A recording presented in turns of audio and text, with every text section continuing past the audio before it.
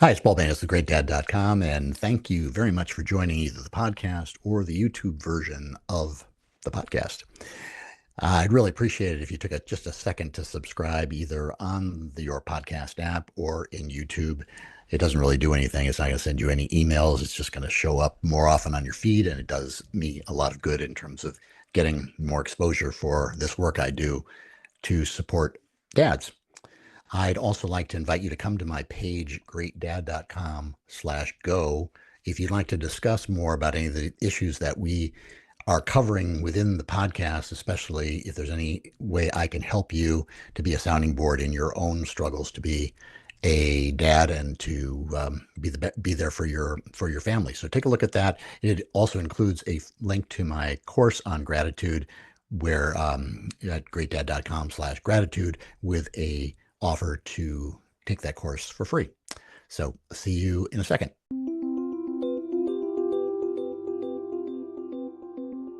Hey, it's Paul Banis with GreatDad.com, and I'm here doing my weekly series talking to dads about modern fatherhood.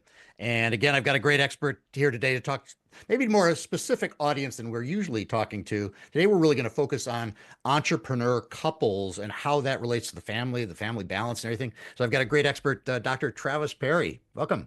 Hey, thanks for having me, Paul. You don't mind if Appreciate I it. just call you Travis, do you? I Please mean, do. Please do. so I love the way that your whole message and you've got a really a business perspective on this, but it's also related to this whole idea of achieving balance. You got that's your first book was Achieving Balance, and now your other one is Marry and Grow Rich. So I think the family is really part of that whole structure. And take that's what I try to do in my coaching is really try to talk about the trade-offs. I think finally we kind of all agree that perfect balance or you can't have it all. That's not something that's possible, but you can keep what's important top of mind. So how talk a little about your story because you kind of have an interesting story of tons of kids and a lot of experience in business. Yeah. How you got interested in wanting to bring this message to people. It's actually my dad, Paul. Hmm. My Love to father. talk about. I love to have a Yes. hero dad in the story. Yeah. No, there's Great no start. question. There's no question. And anybody who reads Achieving Balance, they read that book. That's my intro. So I won't. Well, I will kind of spoil it a little bit.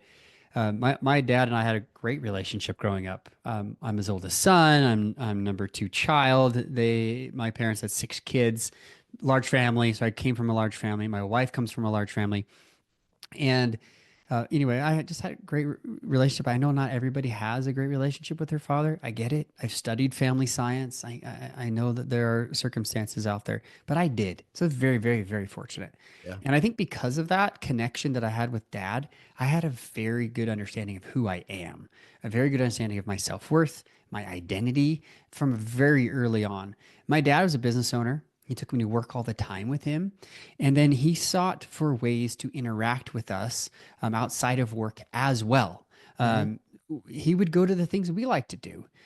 He played baseball and football, but I like soccer, and my brothers like soccer, and so he learned how to be a soccer coach. He Wow. didn't know anything about it, but back then went to the library, and got a book on how to be a soccer coach. There were no YouTube channels, but anyway, that's the kind of guy he was. So much that he realized that the league that we were in was lacking of support, and so he was the biggest supporter. He got awards for being there, serving for over 15 years in our local community. He one time I vividly remember this going on his tractor because he was a plumbing contractor. He had a tractor, and he dug out all the old square soccer posts. The ones where you kick the ball and it hits the corner and it bounces out. Like, who has square soccer posts? It's so bizarre. And then he built out of plumbing pipe these new posts that were round. And anyway, so I remember my dad getting involved very, very early, and he would take us on vacations and, just very, very family oriented. That man is my hero. Yeah. There's no question. um, and he was in good shape. I just thought my dad's fit. He's always riding his mountain bike, his road bike. And then I got a phone call one day. I was 25 years old. My dad was 2 weeks away from his 50th birthday, Paul, 50. And he died of a heart attack on Oh, his mountain bike. wow. Sorry. His friend was an EMT who was with him, worked on him for half an hour. The helicopter came. They tried to revive him. They did everything. Pronounced dead on arrival to the hospital. I wasn't there, but the community, family, people were there at the hospital. Like it was one of these made for movie scenes where the doctor comes out like, sorry, we've done everything we can do, and just everybody is just torn apart. And I'm hearing this on the phone, blows me away. I was a financial advisor at the time. I thought that was my path. That was my professional thing to do. I'm going to help people build and establish wealth and protect them with insurance. And um, uh, I had the opportunity of going to then help my mom, not only being a financial advisor to help with what happens afterwards. My dad was my very first life insurance case that I had to collect on Uh, and help my mom, my client, right, out with. So it was really, something I could help with, but it was also very surreal uh-huh. and it messed with my mind a lot. Hmm. And I was really troubled. It was like I was acting outside of my body for a few weeks. I didn't feel a lot of emotions. I was kind of going through the motions as I was trying to cope with the grief and pain, because we were literally setting up a 50th birthday party, Oh, surprise party for him. oh, And wow. now I'm seeing everybody at the funeral who he invited to the party and doing all these things. I'm like, people are like, man, we're so sorry. I'm like, well, we wanted to throw a party for him. I guess this is how this goes down. Now, if I didn't have faith in God and believe that I was going to see him someday, I don't understand, how it would have been. But I know I have that and I hang on to that. And I'm not necessarily proud of that. I'm just grateful. I'm Yeah. grateful for that knowledge. But I had to write my dad's obituary. I had to buy the plot, buy the casket. I had to pay off my dad's house and cars and help my mom relocate, buy her a new home, take care of all of her money situations, my dad's back taxes for 4 years, the business. Like it was, Paul, I grew up in about 2 years. I aged probably 10 years That. in experience. And what it made me do, long story short, is really look at my own life. Hmm. What if I only made it to 50? What if I was 25? That's half my life. I just had never contemplated that. And I also want to know what I really frustrated, like what made dad die of a heart attack? He's so healthy. They Hmm. call it the widowmaker. 90% of one of his arteries was completely clogged and he had no idea. Blood pressure tests, regular physicals, all these things that he didn't show any of this. Unless you scan the heart or the arteries, you'll never know. Because it just doesn't show up. Plaque builds up over time. Your blood pressure doesn't necessarily get affected by it. So a lot of regular, standard tests don't pick this up. Yeah. And so I figured out a couple of things, and that was stress buildup, especially financial stress, Hmm. adds to a lot of, premature death and buildup in the arteries and heart attack and things like that. So they call it the widowmaker for a reason, because usually the first sign is heart attack or death. And now I've kind of gone back and I studied psychological health. And I really asked God, like, is this what I'm supposed to do? Am I supposed to help people with planning for the end? Or am I supposed to help them be more healthy and understand health and stress and all these things? And so I kind of went on a journey and I did a master's degree in psychology and found all this information out on motivation, psychology, stress management, all these things. And then I found it kind of brought me back to money was, well, money's the number one stressor. Yeah. And Yeah.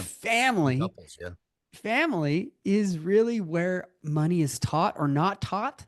And couples are the ones who fight about money the most. And so it's kind of like God took me on this little journey of like, hey, you're going to be interested in money and financial planning. You're going to have this incredible thing happen to your life that most people don't experience. It's going to blow you apart, and then it's going to come to kind of piece you back together. So I felt over the last 19 years now, Paul, I've been on this journey, researching, helping, coaching, and now we've coached over 1,600 business owners in all 50 states. I've written 2 books, international speaker. I have my own podcast. Like, it's incredible the reach that now I have to be able to expand the message of let's let's understand your purpose in life. Let's help you to really have better psychological balance. Balance isn't 50-50. It's not work and life 50-50. It's balance in your mind. It's psychology. It's how you feel about how you're, you know, making time for those highest priorities in life. And then the key long term, and this is, you know, long answer to a short question. The key long term is that if you want to keep it balanced long term as a business owner, you've got to grow your business and you've got to have your spouse be on the same page. If you are on the same page with your spouse, that is the key. This is the research component that I found that allows business owners to keep their balance long term. Yeah. Okay. So are most of your clients actually entrepreneur couples who are working together, or are they disparate? Yeah, great question. Some of them are working in the business together, but that's probably 20%. The Yeah. 80%, it's usually spouse, a husband that's running the business, and Yeah. the supportive spouse is either at home or doing something part time. Just So I because guess well, yeah, that's the first question is, would you yeah. advise against or for spouses to be in the same business? Is that a huge stressor that Mm. that people should avoid just in general, or is that what your research shows? Yeah, I think it really depends. That is I don't suggest working with your spouse if you're not going to be complimentary and if you're not going to understand that when you are working, you are at work. Yeah. Um, and everybody's in different phases of life.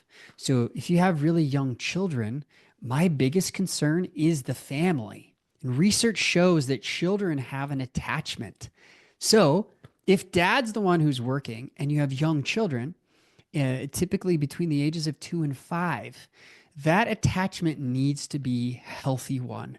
And if mom is not in the home, Paul, the research shows that the kids are going to attach to whoever is caretaking them. It's the, if they're going to daycare, they're going to attach to the daycare leaders. If it's grandma and grandpa, they're going to attach to grandma and grandpa. If you send them off to school, then they have an attachment there. But if they do not have an attachment to a family member, research shows that kids often don't have great attachment later on in their life to their future spouse. We don't like to talk about this because it becomes political and taboo and stuff, but that attachment to dad and mom Yeah. is essential. So Yeah. my thing is like it kind of depends on how old the kids are. If they're all in school, then couples working together, maybe that will be less stressful. Or if they're gone out of the home, I see a lot of couples who maybe weren't in business at first. They raised their family, and the kids are off now, and they're adults, and now the mom and dad are in the business together, and they're working in a whole different level, and the stress isn't as bad as if they're trying it when they're young. Does that make sense? Yeah. Yeah. We So could I go into appreciate that what you for say, yeah. but I whether you're wherever you are on the spectrum, I don't think anybody believes that it's ideal for both parents to be working, especially during those years. Unfortunately, a lot of people are forced into that situation. But Yeah. then there are other Yeah. people who make that conscious choice to not spend time with their kids during early years because they want to have a second house or whatever. And Exactly. a lot of our Exactly. message is just trying, understanding when you make those choices, they're not in a vacuum, and that lack of attention to your kids when you have choices is a lot different than the person who's forced to hold down two really low paying jobs just to put food on the table. It's a very different equation. Precisely. Yeah. Precisely. Yeah. And here's the other thing. We have 8 children. Yeah. And I can't excuse me. imagine. And we had to make the conscious choice at the very beginning. Like, no matter what happens, I will, and I'm the guy that's preaching balance, right? But I will work a second and the third job to be the provider so that my children will have their mother to have that attachment. I've studied, family science, I've studied psychology, and people that understand attachment get it. Human development, like we need a parent to attach to. So I knew, and my wife knew, she studied that science together. Like we were in the same program. And so it's very clear to us that that was a key determining factor. And there have been times where, you know, she could have gone to work and she probably would have been great helping to provide for the family, but providing isn't always financial. Yeah. Providing is nurturing. It's emotional support. It is, the running around, the details of life. And quite honestly, I'm not very good at that, Paul. And I'm not, and I'm not saying that all men aren't good. I'm just saying personally, I'm not. And I know that for most men, if they've got to be Mr. Mom, it's hard on them, and they don't have the patience. And I'm not saying that we can't develop that, Yeah. not at all. When my wife goes away and I'm with the kids, like I'm not babysitting, I'm dad. It's Yeah. dad Oh, that's time, great. Yeah. and that's that connection. But so I understand that's hard for people that have to. At the same time, there's a financial side of that, and I think sometimes we allow the have to provide for our wants Hmm. instead of what are our actual needs. Right. Right. The cost typically, because I've seen this research, I've done a lot of this research, the cost typically for a second income earner is usually greater than the income brought in. You have to factor in taxes, you have to factor in work, wear and tear on the car, all the things. Unless you're doing, well over six figures, a lot of times financially, it's not really worth it. And then you have to factor in the emotional costs for the children and the daycare, and it gets overwhelming. So, in my opinion, my wife is more, she's worth more than I am. And, if she's at home with the kids, she homeschools them. Again, that's our choice. That's something we by design have made. So I think a lot of times people, they don't make a choice. They Hmm. allow society to tell them, and they Sure. kind of go along with the pressures of friends or family, and then they go back and they regret it. So if what I'm saying right now is hurting, if there's a little bit of pain, it's probably because you know that that's true. You Well, probably yeah, know yeah. I think it's good to that's bring this reality. up Yeah. because you have to, without these kind of conversations, people sometimes don't have the introspection and think like, what kind of choices am I making unconsciously here Yeah. that I may not make? So when you talk about the spouse's involvement and the focus on money, is this what you're talking about? Is trying to change your both of your attitudes together to come like to a third way of looking at like more of a values-based relationship and family? Or I guess what I was thinking originally when I was reading your things, like the classic case is the guy who works, really hard. And he brings home the money, and then he married for whatever reason. He married a princess who expects, the Amazon trucks just to come all day long, and she doesn't have any. I mean, this is really the Yeah, extreme, yeah, yeah, yeah, the yeah. I love stereotype. it. I love it. But I mean, are we talking about more like how to get mom and dad to sh to communicate that and figure out a common ground, or is it maybe it's a third way of looking together at what is most important? I think there's a combo of some of that. And let me break it down. Yeah. So I'm heavy on the research, but I believe in like real world research. So we've had over 4,500 responses to surveys and research in various aspects, my dissertation, surveys and things about where business owners are. Hmm.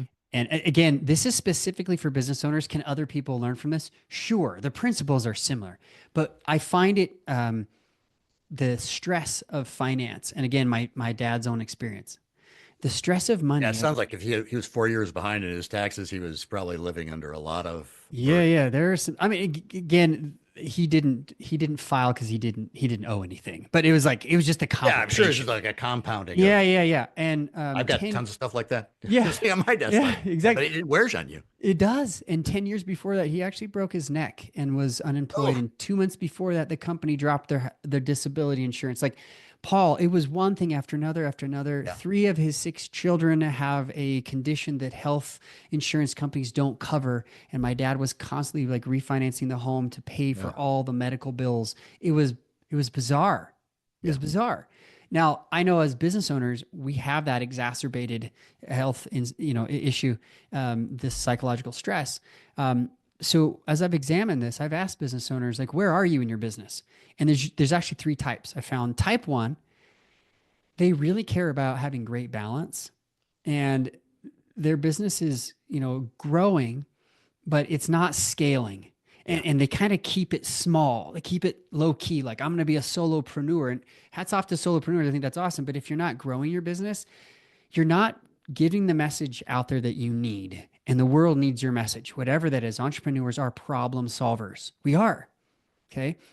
And so what happens is if you're not growing, a lot of times you're retracting, especially with inflation, with everything that's going on with tariffs and taxes. I don't want to be too political right now, but if you're not growing, Yeah, you are yeah. receding.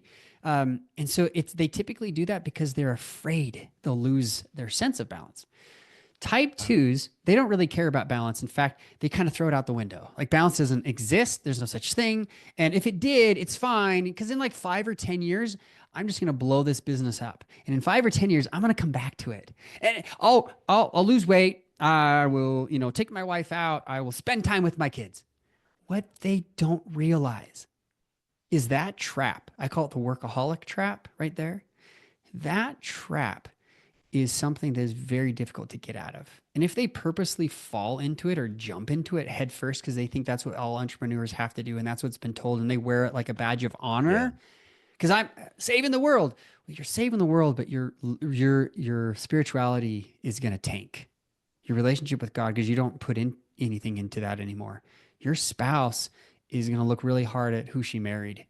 And it might be too late if you don't revive that. No matter how much cash you. Doesn't matter. Doesn't matter. Money don't buy you love, right? As they say. And then your kids, and this is a huge cost, right? Because I'm a big believer in that attachment, right? Do you spend time with your kids? Do they even know you? Right? Because if you're trying to provide financially for them, but you provide no emotional or father support, then that true legacy of your family is just, Sure. is going to be a huge disconnect. Huge disconnect. And while my father passed away of a stress-induced heart attack, I honestly think, Paul, I was on that path. I was on that path because I had a growing family. We had 2 kids, one on the way, and we were, I was stressed. I was doing all the things that I had to do, I thought, quote unquote, only to have this wake-up call, as a slap in the face. Like, Travis, if you continue on this path, these are all the things that are going to happen to you. And oh my gosh, Paul, I've never experienced such a life-changing event ever up to that point. And I really did feel, as I wrote my dad's obituary out, what are people going to say about me? Fat, lazy, rich, but didn't have a connection with his family. Like, no, legit. Like I really made that something that I had to allow that experience. And now I have people write their own obituary, mini one, not like how you died, fell off a cliff, or something. But like if somebody had to give up and write now, give an obituary about your life, what would they say? Now, that then allowed me to look at the values, the things that I really thought were important, that I thought God thought was important about my life. And then I started saying goals shouldn't just be some, crazy achievement, crazy things that Tony Robbins tells us to do. No. They should be built in values, like you mentioned earlier. They should be built in values. So then how does this relate back to couples? Well, we have this old notion from the 1940s. Thank you, Abraham Maslow. Okay. Maslow had this theory called Maslow's hierarchy, right? We've all heard of it. It's permeated every part of science and business and marketing. It's out there as if it was law, but it's not. In 2010, psychologists, not family scientists, psychologists disproved Maslow's theory and said, this isn't even scientific. None of the things that he's purporting actually are achieved at the higher levels. And they came back and said, it's not self-actualization or the focus on self. Okay. Maslow was like, hey, if you do all these things, then eventually you'll kind of achieve this Zen, this self-actualization where you kind of feel leveled above like all the mundane. The psychologist found that the highest motivator in life is not self. Guess what it is, Paul? It's being a parent. Number 1 motivator. Number 2 is having a spouse. Okay. So if that is the key, if marriage and family is our highest motivator, then why are we not utilizing our spouse to help us achieve our goals? And why are we not supporting our spouse in achieving their goals? What's crazy is once I came up with this, I started looking into couples psychology and science and theories on therapy. And I came across a guy, John Gottman. Now, my wife knew all about John Gottman before. You've heard of Gottman Institute, right? He's got a love lab in Washington. Couples can go there, et cetera. But his research said the best couples, the strongest couples, they support each other's goals. And they have shared goals and shared vision. Yeah. So I took that as the basis of my dissertation and I researched this. And I found with over 2,500 couples, not only did it help their marriage, I already knew that, but we wanted to find out, well, how are they psychologically? Because if is it, some people try to say, well, you can give all to your marriage, but then you lose yourself. But that's the beauty. When you do lose yourself to some extent, you gain your true identity, in my opinion. And so we found that individuals were happier psychologically, and they were more financially stable as a couple long term. Boom. So this research I bring to the Marry and Grow Rich book, like, well, then how do you do this? How do you create this unity? Does that make sense? Yeah.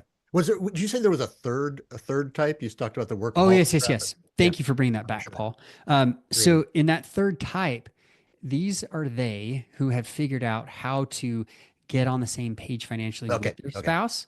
And what's crazy about that is because they have the support of their spouse, they feel less stress. When they come home, they're not like, oh man, the business is beating me up. Their spouse can help support them if it is. They're really great supporters. But when they go to work, they're not bringing, oh, my wife is really killing me right now.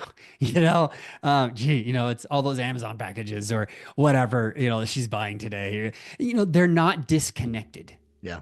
Typically, women are in America control the pocketbook, meaning they're the ones that At control home. the Yeah. spending at home. Okay. That's We might, always, yeah. But they think the study that was floating around was 80% of yes, financial easy. decisions are made by women in the home. I don't know if that's changing. No, that's it's still holding strong. And then, but the majority of investing happens with men. Hmm. Okay. So we have this disconnect at home where women are controlling the budget, if there is one, and men are controlling investing, if there is any. Right. So women are often left in the dark. When my father died, my mom had no idea. She had no idea. And, Yeah. and that's personal. I don't think she wanted to know. And there's a lot of women who just, quite honestly, they don't want to know. But herein lies the problem. If the man is carrying that burden and the woman is carrying the burden, it sounds like, well, we're dividing and conquering. Yeah, but you at least need to talk about it. You at Yeah. least need to know what's going on. So, in my opinion, couples who are on the same page, they don't have to perform the same duties. It's like in a business.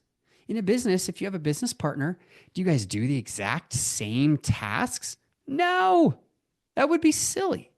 That would just be that would be dumb. It would be redundant.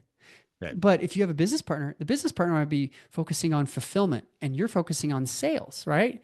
Defense Right. and offense. And that way you have a meeting of the minds and you're on the same team and you're driving the business forward. Well, if you think of the home as a team, right? The home is a team. Well, if you're on the same team, you're going the same direction, you're gonna achieve your financial goals together. And because of that, it's related to better marriage and it's related to happier psychological wellness and health because you're achieving goals. So I say start to get on the financial team together and then work on all your other goals together. Work on your health, your relationship, your parenting, your own fun and like all the other things in life. So if you can be the best supporter of your spouse, not only is it good for the relationship, but it's good for you. So how do you establish that if you've I don't want to say you've married for the wrong reasons, but you haven't thoroughly vetted your spouse's values, and maybe they're not outrageously different, but they're like just common one is risk tolerance, for example. Sure. One person wants to buy an extra house and take out an extra loan or whatever, and the other one is like, no, no, no. My parents went through this. They lost everything, and I don't want to take any loans at all. So they have a difference in. I don't know if that's really a value orientation. That's a risk orientation, but maybe there's something that you've learned about either one of those. I talk a lot about developing family values and Yes. as Yes. That's where I start. That's family. where I start. Yeah, okay. So I say, hey, husband, what are your financial values? We start there. Yeah. And in my first book, Achieving Balance, I go deep into values. What are values? In my second book, Marry and Grow Rich, I just say focus on just your financial values. Mhm. What are they? Now, here's the problem. If you only start there and you don't look at what healthy values are, we might be building on two broken paradigms. Hmm. So I'm really big on in focusing on where does your money history come from? Where Hmm. did those values come from? Good or bad? Are they good? Are they helpful? Are they going to help you to have a abundance mindset, or is it very scarcity? Is it very scarce? Yeah. Scarcity is going to kill anything. It's Yeah. fear. It's fear Yeah. based. Yeah. But abundance is focusing on this idea of stewardship. What God gives us, He asks us to be a steward over. There's the parable of the stewards in the New Testament, and this steward, it's a responsibility to use it and to be a good steward, a responsible person over that piece of the pie, right? But a lot of people think, well, there's just so many limits. There's only so much here in the world or time or yes, resources can be scarce. But I can tell you from personal experience that this abundance mindset of there's always going to be enough exists. And that's a much healthier way. So look at your financial values. Where do they actually come from? Are they scarce? Are they good? Do they come from your mom or your dad, your grandparents? And kind of look at, are these healthy mindsets? And if they are healthy mindsets, continue with them. And then spouses, look at your good, your productive, useful, abundance financial values that you have, and look at the overlap. So if your wife really values, let's just say, Paul, your wife really values conservative values of like saving and having enough for a rainy day, like all of those things, okay, which is very gender specific and quite honestly, it lines up 80% of the time. Okay. And you're more like, hey, well, I want to take advantage of opportunities and grow my wealth and all these things. I understand there could be some differences of opinion. Sure. This is where most arguments happen. Yeah. They happen over values. It's not typically communication. We know how to communicate. However, money communication, by the way, to kind of a little tangent, is the number one reason why individuals go to therapy. Okay. But most therapists, they've never dealt with money before, ever. They don't take classes on finance. Yeah. And financial advisors on the other side, they don't know how to deal with couples who fight about money. Their job is to help people achieve goals, right? I know I've trained both ends and I've done a lot of speaking for them. And there's this disconnect. So in the middle is where I come in and say, well, hey, you need to have great values. You need to understand your psychology. You need to understand where this is coming from. And you need to communicate well about it because what you do is you begin to build on where that overlap is. So with you, if you're like, well, the reason why I want to have great wealth is so that I can have, this nest egg that will give me a sense of being able to conserve and have residual income or whatever it is. And your wife's like, oh, I want that too. Great. That's the overlap.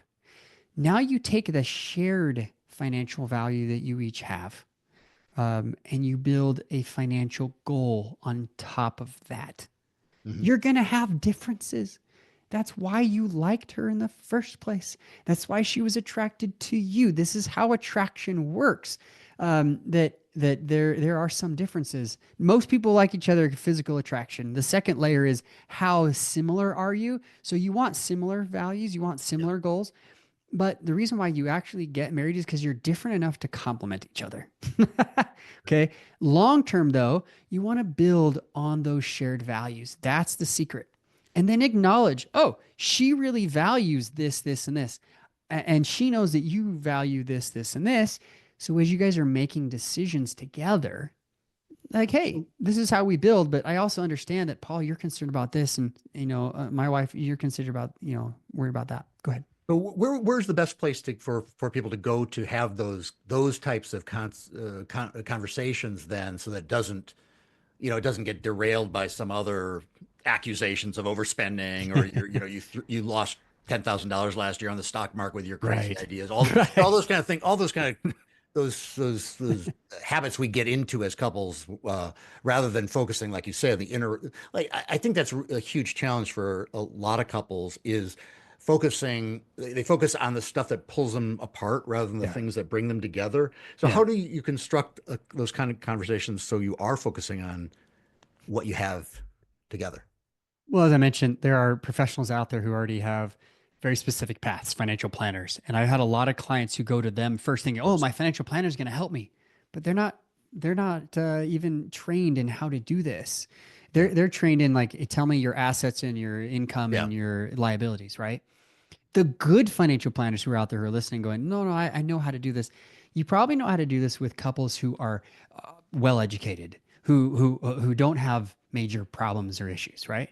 Right. And they're actually, I've seen the research because I did this as part of my my work at USU as a PhD candidate.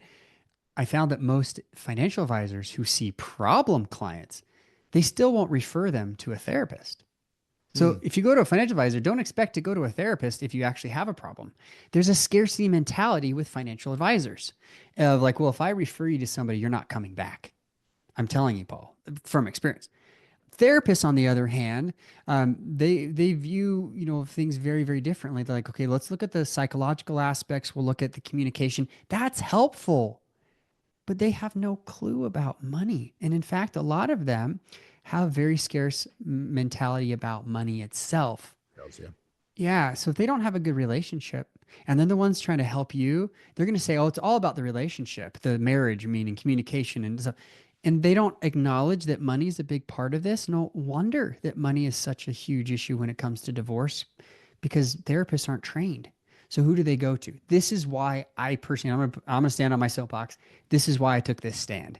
This Yeah. is why I'm sort of a financial therapist in that sense, financial coach, financial mentor, whatever you want to call me, for business owners, because Yeah. I know the reality. I know the stress is really big, but I also know that when you get on the same page financially and you can start these conversations, you can win. Now, if you're healthy enough, communicate wise, relationship wise, that you can find a safe place, my biggest thing I tell people to do, there's three big things.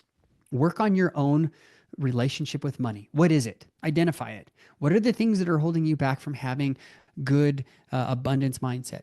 Two, what are your financial values personally? Like, what are they? And then three, what are your spouse's financial values, and how does that overlap? So if you can have a communication on those three pieces, you are in the 3% of business owners I've ever found to be in that spot, who are really what I call balanced achievers. They're doing great. Everyone else struggles in some form or fashion to not be on the same page financially with their spouse. And what it does is it creates a wedge, and that business owner is more likely to be a workaholic. Okay. Why? Well, because if they have stress at home, why do they want to come home? If they come home and they're attacked for, whatever, then not going to feel loved and supported. Then, oh, I'll find a project at work to do. Or I'll come home and, hi, kids, I've got to go work after you go to bed. And then the spouses disconnect. She watches TV. He's on his laptop. You know what I mean? There's no Yeah. connection. There's no intimacy. And then men complain about sexual intimacy not being there. Well, why would the spouse who is emotionally driven want to connect with you, dude? Like, it doesn't make sense. The two have to be there. You need time, quantity, and quality, right, to make that happen.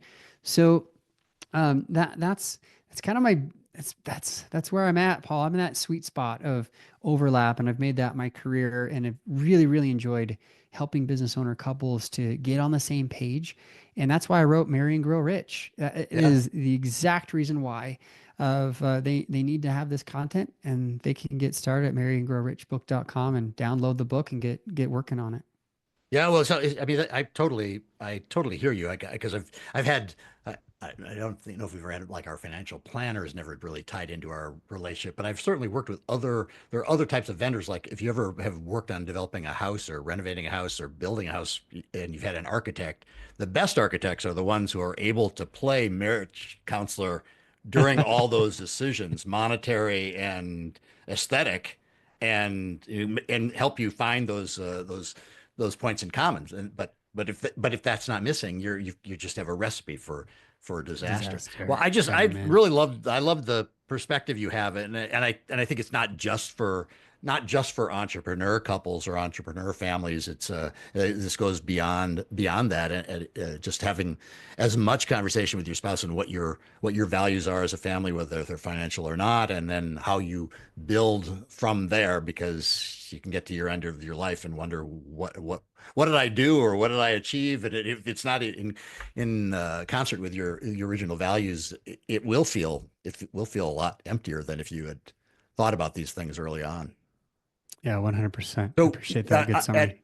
mariongrowrich.com, Marion Grow Rich book. mariongrowrich.book.com, Yes. you also give for listeners of the podcast a free audio book and a workbook to along with the book. And the book is really small out of pockets. It was $4.95 for the book. Yeah, you get the ebook for $4.95. Come on. Like that's super cheap. And then I also throw in the audiobook for your listeners. If they download the ebook, I'm going to give them the audio. It's 3 hours of listening to me hammer on about what we just talked about in much more detail, very specific, very easy, step by step. Okay, so you get that. In addition, I'll throw in a workbook. It has all of the surveys we talked about. You can find, are you type 1, type 2, type 3? Are you a workaholic? Are you and your spouse on the same page? And I gave you all of the practical worksheets on how to create your shared value, your shared financial goal, and then the first steps. Too often in a lot of books, like they give you everything and you get overwhelmed. That's not how I designed this. I designed this to help you understand the problem, the solution, and then a couple of things to really get you started. And if you do those really well, you're gonna, really see some improvement. And a lot of people come back like, "Hey, Travis, thank you. What do I do next? Right? How can I help you?" And quite honestly, that's my not so secret plan is to help those people who need it, who raise their hand and say, yeah, I could really use some help. One thing we haven't talked about is how this really grows the business, Paul. Couples are on the same page because they don't have that stress, because they're not worried about what's going on at home financially. Their mind is free. It's free to not be thinking about all the, how do I provide versus how can I grow this thing? How can I become a thought leader in my space and really get out of the business, working on the business so it can grow itself? So I have an asset to either sell, give to the next generation, or leverage to run other businesses, do other things. But you've got to get out of that business. And the only way to really do that is become a thought leader, write a book, get on podcasts, become a speaker, really drive the business forward so that, you can continue to bring in business for that, firm, ongoing, and you can step away, spend less time working on the business. Yeah. So that it's a lot of fun. I have a bunch of trainings in there if you're interested, if anybody wants more information, but go to maryandgrowrichbook.com, at least download it for $4.95 and get all the extras. Yeah, that's what I'll do right after we talk. Okay, Travis Absolutely. Parry, thank you so much for spending some time with me today. It's been great, Paul. Thanks for letting me blab on. Okay, if you want to know more about my coaching approach, and which is a lot more, which is also very values focused, but less financial values focused, you can go to GreatDad.com/go, where I also have a free course on developing gratitude, which is a key source of attaining what we nominally call happiness in this world. Okay, until next time, stay strong. Thanks, Paul.